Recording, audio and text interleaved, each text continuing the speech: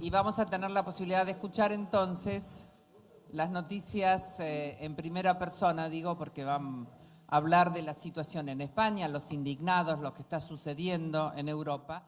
Porque también en Europa hay que pensar y hay que actuar. ¿Y acaso suceda que no pensamos lo bastante y no actuamos lo bastante, o al menos no en la dirección adecuada? Porque todo parecería indicar que el camino que Europa toma desde hace 50 años de integración supranacional era el camino correcto. Y a mí personalmente me parece que es el camino correcto. No porque en sí mismo sea perfecto o esté exento de dificultades o de incertidumbres, sino porque la alternativa resulta desoladora. Hay cierto pesimismo en Europa. Podríamos incluso hablar de que estamos en crisis. Y recuerden ustedes lo que afirmaba Ortega cuando, analizando la anatomía de las crisis, decía que hay crisis cuando no sabemos lo que nos pasa, y eso es justamente lo que nos pasa, que no sabemos lo que nos pasa. Y cuando no se sabe lo que nos pasa, actuamos de forma errática. Decía Bioy Casares, en un libro que leí hace poco, que soy un pesimista de la inteligencia y un optimista de los sentimientos. Decía también Ortega, España como problema, Europa como solución. Pero eso lo podíamos decir de todas las naciones europeas y llegaríamos a la conclusión de que hace falta más Europa. Y seguramente con lo que nos encontramos ahora es que no hay bastante Europa, lo que también apuntaba Ortega. Cuando se tiene conciencia, percibe uno que no sabe lo que le pasa, puede comenzar a indagar, a buscar soluciones y superar sus dificultades. Yo espero que también Europa pueda hacerlo. Muchísimas gracias. Yo creo que lo que pasa en Europa es lo que pasa en el mundo. No porque Europa sea el mundo, sino porque es lo que más vemos. Porque le pasan cosas a Europa, le pasan cosas al mundo árabe, al mundo islámico, le pasan cosas a China, le pasan cosas a Japón, le pasan cosas a los Estados Unidos, le pasan cosas a la América Latina, le pasan cosas al hombre.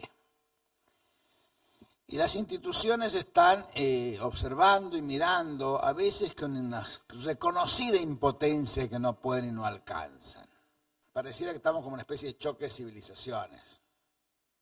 Este título ya tan gastado de los libros de la historia sobre el choque de civilizaciones que se produce, pero no es un conflicto ni religioso, ni nosotros contra el Islam, porque la verdad que no, es un conflicto de nosotros contra nosotros mismos, contra nuestra impotencia, contra nuestra ineptitud, contra nuestra incapacidad. Entonces, creo pues que es momento de pensar que tenemos una metamorfosis de las instituciones, que sabemos cuáles van a ser. Tenemos una economía conflictiva. Nosotros de economía no estamos satisfechos. En algún lugar del mundo están satisfechos con la economía que regula su actividad o que orienta su actividad. Casi en ninguna. Apenas algunos en algunas partes. Y por último, asoma una nueva enfermedad que son las rebeldías sociales. Guarda, rebeldía, dije, no rebeliones. Rebeliones, como la de las masas que decía Ortega y Gasset, eran levantamientos contra el poder. Rebeldías son protestas y conformidades con el orden de turno, y esto no lo quiero, y me la banco, y me planto, y lo sostengo acá, y deme en palo, pero resisto. Sea un estudiante chileno, sea un joven desocupado español, sea un aborigen jujeño o formoseño o un obrero patagónico, sea un estudiante londinense o un inmigrante londinense, sea lo que fuere, hay rebeldía.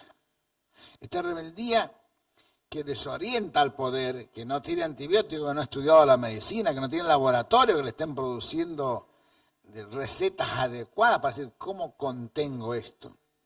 Hay una división entre ricos y pobres, entre blancos y negros, entre pudiente y no pudiente, entre marginado y no marginado, entre trabajador y desocupado, entre todos. Hay demasiado fraccionamiento social. En verdad, yo repudio el luto. Ustedes me dirán, ¿qué está diciendo? Si tengo una profunda antipatía por el luto. Porque el luto es un duelo, el luto es es una lágrima, el luto es un sufrimiento, el luto no recupera, el luto no genera nada positivo, el luto es un llanto. En consecuencia, el luto entraña una muerte. Yo no quiero que estemos de luto. Y esto lo saco, ¿por qué? Porque estoy profundamente preocupado porque nuestro luto no viene solamente por la muerte de las personas. Yo creo que el luto más grave, a mí me lo enseñó un poeta, les voy a leer el verso y con esto paso a callarme.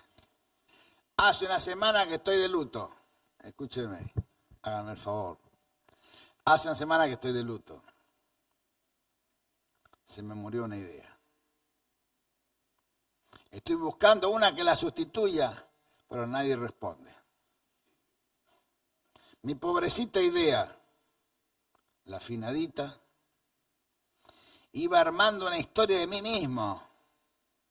Ahora he quedado en blanco, casi en gris, en la muerte. Transito en el olvido sin perdone. Y el olvido también está de luto.